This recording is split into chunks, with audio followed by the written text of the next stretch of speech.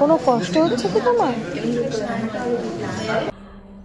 আজকে রিমির আমাদের ফ্যামিলির কোনো ভিডিও না, আজকে খুব একটা ইম্পর্টেন্ট ভিডিও। তোমাদের কাছে হাত জোড় করে বলছি, আমি একজন সন্তানের মা। ভিডিওটা স্কিপ না করে দেখার জন্য অনুরোধ রইল। দেখো তোমরা, আমরা ওয়াইস্টোরিতে গেলেই দেখি, কারণ পুরো ভিডিওটা না দেখলে তোমরা বুঝবে না। আজকে একটা ছোট্ট ভাইয়ের ভিডিও আসছে। এটা কালকে আমি বিকালবেলা ভিডিওটা ওদের দেখেছি। আর ওদের সাথে আমার 4 মাস ধরে পরিচয়। বোনের স্বামীর হচ্ছে ক্যান্সার। রিমি যখন বিএমটিতে ছিল, আমার 4 মাস নিচে গিয়ে যদি দেখো, ওরা আমাদের সাথে বিএমটি রুমে, মানে আমার সাথে দেখা করেছিল, রিমির সাথে না। তা তারপরে আমি সেদিনকে বললাম না, যেদিনকে আরাধ্যা আমাদের বাড়িতে আসলো, আমি বললাম না একদিনে 2টো খবর এসে। তা ওই ভাইটারও খবর এসছে, ভাইটার ব্লাড ক্যান্সার। ভাইটাকে টাটার থেকে বলেছে যে বোঝোই লাস্ট পজিশনে ওরা ট্রিটমেন্ট কি হবে। তা আমি 4 মাস আগেই বলেছিলাম ওকে সিএমসিতে নিয়ে যেতে, রিমির ডাক্তারকে দেখাতে, বিক্রম স্যারকে। আর বিক্রম স্যারের অ্যাপয়েন্টমেন্ট নিতে গেলে 2 মাস 3 মাস লাগে, টাইম লাগে। যখন তখন বললে হয় না, প্রফেসরদের হয় না আর কি যখন তখন। তা ওরা ভেবেছিল যে টাটাতে বলেছিল 1.5 বছর কি ওর ট্রিটমেন্ট চলছিল, ট্রিটমেন্ট চলাকালীনই ওর ওই ক্যান্সার আবার রিটার্ন এসে, তাই না বাবা? ট্রিটমেন্ট চলাকালীনই ও 25শে ডিসেম্বর দিন ও হচ্ছে বাড়িতে এসে, তারপরে আবার ওর অবস্থা খারাপ, জ্বর এসেছিলো, জ্বরের থেকে ওর অবস্থাটা খারাপ হয়েছে। ওদের সাথে আমার অটোমেটিক কথা হচ্ছে।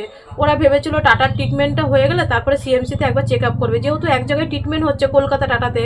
আমি তোমাদেরকে ভিডিওতে আগেও বলেছি, যেহেতু ওদের কলকাতায় ট্রিটমেন্টটা হচ্ছে, ভেবেছিল কমপ্লিট হয়ে গেলে তারপরে একবার আমাদের সিএমসিতে নিয়ে গিয়ে ও চেক আপ করবে। তা টাটার থেকে লাস্ট ওদের বলে দিয়েছে যে আর ট্রিটমেন্ট বা 50 লাখ 60 লাখ এত টাকা লাগবে। আজকে 1.5 বছর টাটাতে ট্রিটমেন্ট চলছে। ট্রিটমেন্ট চলাকালীন সেই ক্যান্সার আবার রিটার্ন এসছে। যদি 1 বছর 2 বছর পরে রিটার্ন আসতো সেই ব্যাপারটা আলাদা, যে বিএমটিটা করে নিত তার মাঝখানে, যেমন অভিজিৎ ভাই, কেয়া কাকিমা, যাদের সাথে সুমন, যাদের সাথে আমাদের পরিচয় সবসময়, তাদের সাথে কিন্তু তাদের বিএমটিটা করে নিয়েছে। তোমরা একটু ভাইটার ক্লিপটা দেখে নাও, স্ক্রিপ্ট। আমি ওদের 2টো ভিডিও আমার হোয়াটসঅ্যাপে পাঠিয়েছে, একটু ভিডিওগুলো একটু দেখো, দেখার পরে তোমাদেরকে আমি বলছি।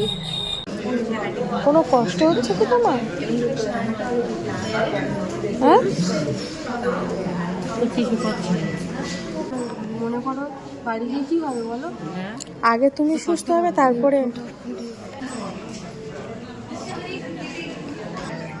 ও মা কাঁদছে কেন? আমার সোনা, আমার ভাই, আমার সোনা, কাঁদবে না। তোমার ভালোর জন্য বলো, আমরা কত কষ্ট করে নিয়ে এসেছি। আমার সোনা, আমার সোনা, কি হয়েছে তুমি বলো? কাঁদবে না, টিস্যুটা দাও। কি অসুবিধা হচ্ছে বলো, আমায় বলো।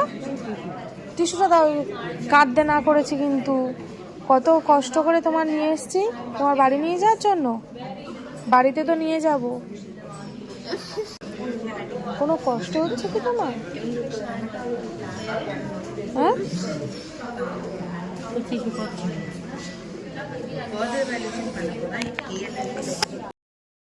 তা বন্ধুরা, তোমরা তো দেখলে ভাইটা সত্যি খুব কষ্ট পাচ্ছে, খুবই কষ্ট পাচ্ছে।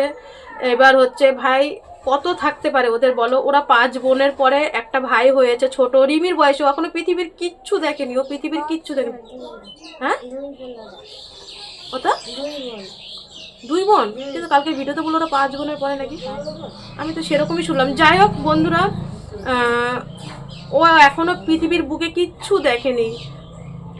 মাত্র রিমির বয়সে ওর এখনো অনেক কিছু দেখার বাকি আছে। ও এখন ওর লাস্ট পজিশনে চলছে। ওর প্রথম একটা কেমো নিতে হবে 15 লাখ টাকা। তারপরে বলছি, তারপরে আমরা ওকে ফোন করলাম, ও আমাদের সাথে ফোন করলো। অভিজিৎ ভাইয়ের নাম্বার আমি ওদেরকে দিয়ে দিলাম। আমার কিন্তু সবসময় আমি যখনই ভিডিও করি, আমার ভিডিও শুধু রিমির স্কুলের দিদিমণিরা না, কেয়া কাকিমার স্কুলের দিদিমণিরা সবাই দেখে। আমার ভিডিওর মধ্যে কোনো একটা মিথ্যাচারিতা আজ পর্যন্ত নেই। কারণ আমার ভিডিও, ওই যে বললাম না, আমার একটু ওর প্রাইভেটের টিউশনি মাস্টাররা আমার হচ্ছে ভিডিও দেখে, ওদের ভিডিও আর করব না। আমার ভিডিও সবাই দেখে। আর আমার অনেক ক্যান্সার পেশেন্ট আর থ্যালাসেমিয়া পেশেন্টদের সাথে আমার কথা বলতে হয়। এবার ওরা আমাকে রীতিমতন ফোন করলো, আমাকে না, রিমির বাপিকে ফোন করলো, বললো তোমরা ইমার্জেন্সিতে নিয়ে চলে যাও। নিয়ে গিয়ে এখন তো প্রফেসরদের তো পাবে না। তারপরে অনুকোরাল, সৃষ্টির ডাক্তার অনুকোরালের অ্যাপয়েন্টমেন্ট পেয়েছে। হ্যাঁ ম্যাম, ভালো, খুব ভালো। তারপরে ওরা ইমার্জেন্সিতে নিয়ে ভর্তি করেছে। ভর্তি করার পরে অনুকোরালকে ওরা দেখিয়েছে। দেখানোর পরে ওর ক্যান্সারটা পুরো সারা শরীরেই ছড়িয়ে গেছে। অভিজিৎ ভাইয়ের সাথেও আমি ফোনে কথা বললাম কালকে অনেকক্ষণ, আর রিমি তো সবসময় কথা বলে, আবার ওদের সাথেও কথা বললাম।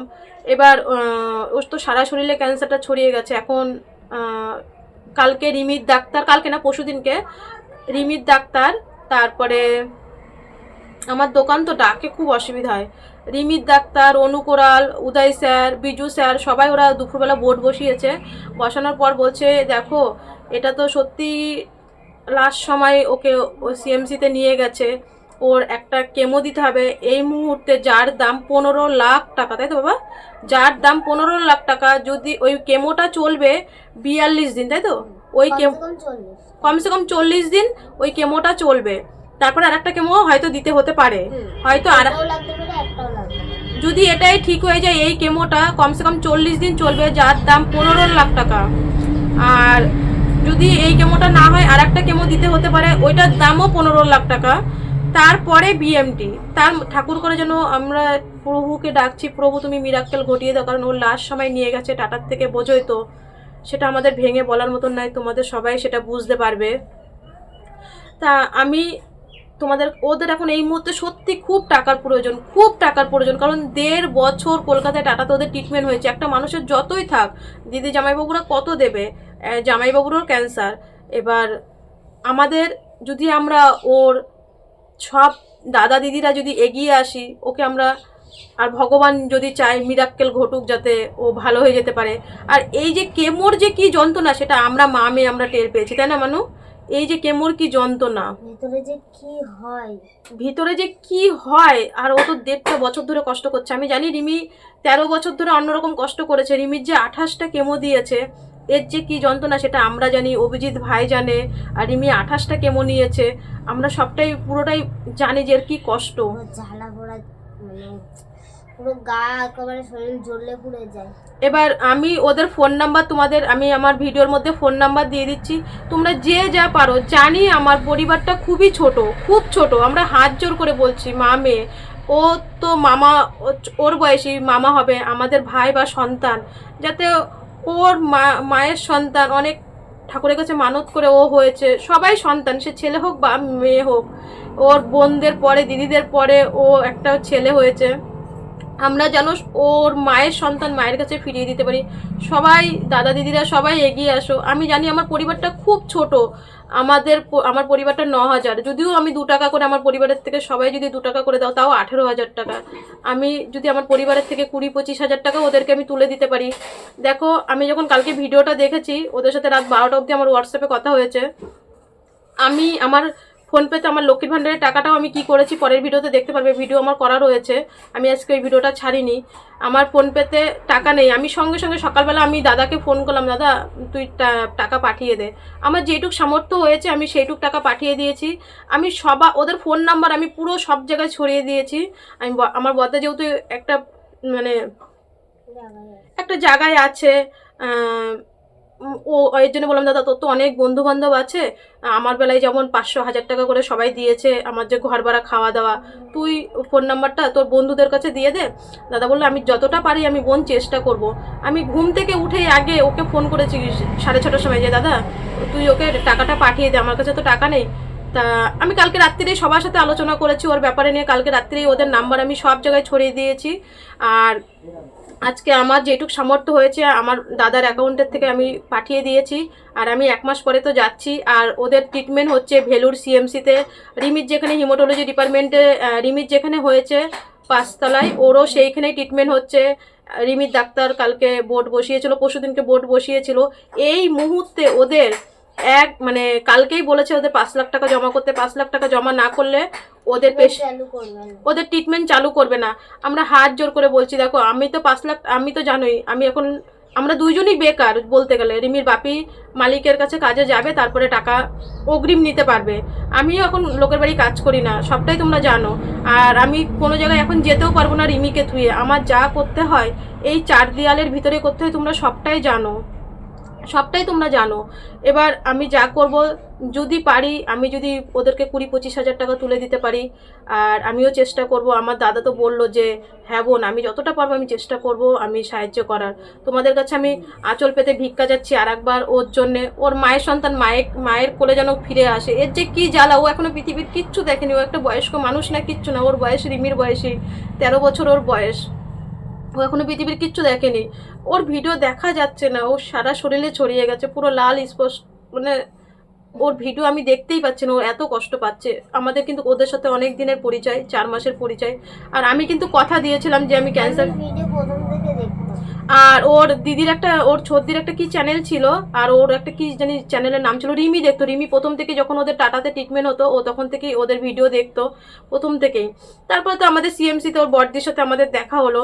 আমি তোমাদের কাছে হাত জোর করে বলবো, সবাই একটু এগিয়ে আসো, এগিয়ে এসে আমরা বাচ্চাটাকে যেন বাঁচাতে পারি। সবাই প্রার্থনা করো, সবাই প্রার্থনা করো, প্রভু যেন মিরাক্কেল ঘটায়, ও যেন ভালো হয়ে ও যেন বাড়ি আসতে পারে। কারণ ওর লাস্ট স্টেপ চলছে, তাই তো বাবা? ওর লাস্ট স্টেপ চলছে। তোমরা সবাই ওর পাশে থাকো, সবাই ওর পাশে থাকো। আর 2 টাকা করে তো আমাদের দেওয়ার বড় সামর্থ্য থাকে। আমি জানি এর কি কষ্ট। রিমির একটা ভিডিও, আমাদের হাবড়ায় বড় গায়ক আছে, তার নাম ধরা যায় না, সে, তার বাড়িতে আমি 2 বছর গেছি, রিমির কেউ একটা ভিডিও ছাড়িনি। আমি বলেছিলাম দাদা একটা ভিডিও ছাড়ো, তোমার তো মিলিয়নের সাবস্ক্রাইবার, যদি 1 টাকা করে দেয়, আমার রিমির আরও 2 বছর আগেই 2022-এই বিএমটি হয়ে যেত। আমার একটা ভিডিও কেউ ছাড়েনি, শুধু রাখি দেবনাথ ফেসবুকে একটা ভিডিও ছেড়েছিল, আমার ভিডিও কেউ ছাড়েনি। সেই কষ্টটা আমি বুঝি। আমি জানি ওদের পাশে কোনো বড় ইউটিউবার দাঁড়াবে কি না দাঁড়াবে, ছোট ছোট কন্ট্রোভার্সিটি চ্যানেলগুলো দাঁড়াবে, আর আমাদের মতন ছোট ছোট চ্যানেলগুলো ওদের পাশে দাঁড়াবে। তাই আমি সবাইকে বলবো ভিডিওটা প্রচুর পরিমাণে শেয়ার করে, যে যতটা পারো। আর ওর নাম হচ্ছে, কি বললো মানে নামটা, ফোনপে নাম হ্যাঁ অর্পিতা সর্দার, আর ওদের ফোনপে নাম্বার হচ্ছে অর্পিতা সর্দার, নাম মানে ফোনপেতে নাম, তাই তো? নাম নাম ওদের হচ্ছে, যেই নাম্বারটা আমি স্ক্রিনে দিয়ে দেবো সেই নাম্বারটা হচ্ছে অর্পিতা সর্দার। হ্যাঁ, তোমরা দেখবে ফোনপেতে আমি স্ক্যানার দিইনি, স্ক্যানারে অনেক সময় স্ক্যানারে ঠিক মতন হয় না। আর ওদের নাম্বারে তোমরা ফোন করে নেবে দরকার পড়লে। আর একটা কথাই রিকোয়েস্ট করব, কেউ যখন তখন ফোন করো না, কারণ আমাকে বেশি রাত্রিবেলা কেউ ফোন করো না, কারণ নাম্বারটা যখন পাবলিক হয়ে যায়, এটা আমি বুঝি। আমার বেলায়ও রাত 12টা নেই 1টা নেই ফোন করতো। দেখো রুমাদি, আমি অনেকবার বলেছি, রুমাদি আমাকে টাকা দিয়েছে বিএমটির থেকে, তারপরেও দিয়েছে রিমির, প্রত্যেক মাসে দিত।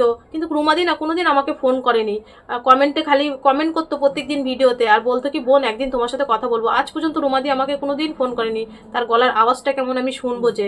তাই কিছু কিছু মানুষ আছে টাকা পাঠিয়েও ফোন করতো না, আর কিছু কিছু মানুষ এমনিই ফোন করতো। একটাই রিকোয়েস্ট করবো, কেউ, তাই না বাবা, ওরা এখন খুব টেনশনে আছে, খুব টেনশনে, খুব কান্নাকাটি করছে। ওরা রাত 12টার সময় লজে এসছে কালকে, কারণ এটা ওর লাস্ট স্টেপ চলছে। ঠাকুর যেন, প্রভু যেন ওর মিরাক্কেল ঘটিয়ে দিতে পারে যেন। তোমরা সবাই প্রার্থনা করো, এইটুকুই বললাম। কারণ আমি বলেছিলাম, আমি কথা দিয়েছিলাম যে আমি ক্যান্সার পেশেন্ট, থ্যালাসেমিয়া পেশেন্টদের পাশে আমি থাকবো। আর এটা যদি আমি না করি, আমি তার কাছে আমি মানে ভালো থাকবো না, মানে সে আমাকে ক্ষমা করবে না। আমার রিমিকে সে ফিরিয়ে এনেছে। যাই হোক বন্ধুরা, আজ এই পর্যন্ত। তার মায়ের সন্তান মায়ের জন্য ফিরে আসে। আর তোমরা, আমার জানি আমার পরিবারটা খুব ছোট্ট, 2 টাকা করে তোমাদের দেওয়ার মতন সামর্থ্য আছে। আমি বেশি চাচ্ছি না, 2 টাকা 5 টাকা যে যা পারো। ওদের এখন সত্যিই খুব টাকা দরকার। এই মুহূর্তে ওদের 5 লাখ টাকা না জমা করলে ওরা হচ্ছে পেশেন্টের গায়ে হাত দেবে না। কিচ্ছু করার নেই। ওই কেমোটার দাম 15 লাখ টাকা, কিন্তু এটাও তো দিতে হবে। তাই সবটাই বুঝে তোমাদের কাছে এটাই প্রার্থনা করলাম।